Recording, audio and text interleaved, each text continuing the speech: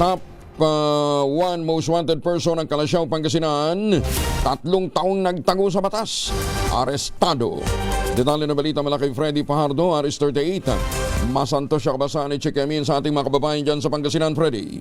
Masanto siya kabusan, Kuyang Angel. Nasa kote ng Kalasyaw Police ang kanilang top 1 most wanted person municipal level na isang 29 anyos na lalaki na naharap sa kaso ng paglabag sa Republic Act 1083, New Anti-Kidnapping Act of 2026 na higit 3 taon ding nagtago sa batas. Batay sa ulat ni OIC Chief of Police Lieutenant Colonel Daryl Nivado, naaresto ng kanyang mga tauhan kahapon ng tanghali sa Barangay San Vicente ang suspect na residente sa lugar sa bisa ng warrant of arrest na pinalabas ng Regional Trial Court Dagupan City noon pang 2023 na may criminal case number 2023-0673-D na napagkalooban ng piyansang 300,000 piso para sa pangsamantalang kalayaan ng suspect. Sa ngayon nasa kustodiya ng Kalasyaw Police Station ang akusado na pag lumabas ang commitment order ng hukuman ay ililipat na siya sa BGNP Dagupan City.